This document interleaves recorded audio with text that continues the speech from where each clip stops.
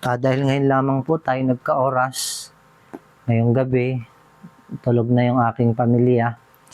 Bubuksan po natin itong isang kahon na galing po sa bansang Hawaii. Ngayon lang tayo nagka-oras, tingnan natin kung ano yung mga laman na galing sa Hawaii.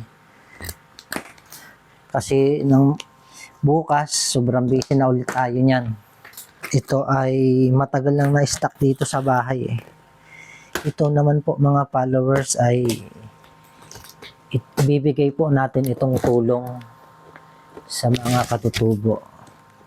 Siguro ito ay bibigay natin sa ibang mga village. Outreach na po tayo para naman yung ibang mga village ay makaranas naman ng blessing ng Panginoon na galing sa ibang bansa. Ayan. Ito po mga followers ay pinadala po ni Ma'am Elvira Jose. Ito ay hindi natin alam kung ito ba ay may pagkain o wala. Ito yung bumungad sa atin ngayon kung anong laman nito. Mga damit. Magagandang tela oh. Iba talaga kapag galing sa ibang bansa, yung mga damit magaganda ang tela. Pero pagdating sa ibang bansa, second hand na, pero maganda pa rin. Magandang jacket oh. Ito, ang ganda oh. Sana makatagpo tayo dito ng pagkain. Nagugutom po ako ngayon. Halos to mga damit, magaganda oh. Matutuwa ang mga katutubong bibigyan po natin nito. Alam niyo ba mga katutubo, bihira lang sila makabili ng bagong mga damit. Malaking bagay, may mga kababayan tayo na sa ibang bansa. Malaking katulungan po sa mga Pilipino na naririto po sa Pilipinas. Nakakapagpadala po sila tulad po nito. Nakakatulong po sa ating mga kababayan. Kahit malayo sila at nasa abroad sila, marunong pa rin sila tumanaw at lumingon sa kanilang pinanggalingan na bansa. Kaya nakakabilib yung mga OFW. Yung iba, doon na nakatira, citizen na doon.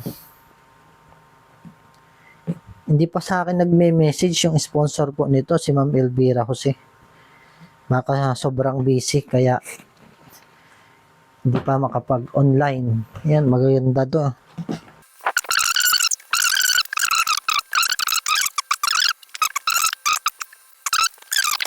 Ito na po mga followers yung hinihintay po natin. Akala ko puro damit lang po yung laman po ng kahong ito. May mga pagkain din pong laman.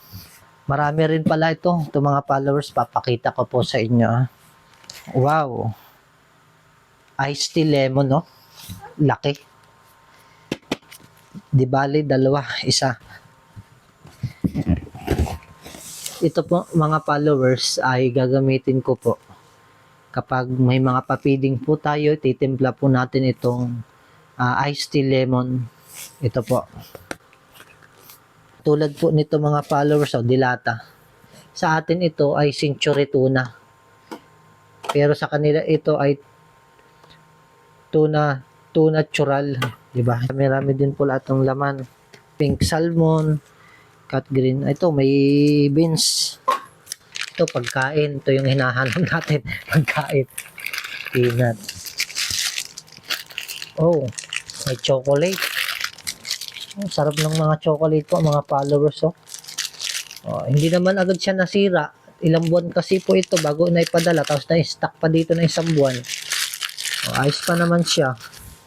Hindi naman. Ito po mga followers, lotion. Lotion po, tsaka may perfume. Meron pa.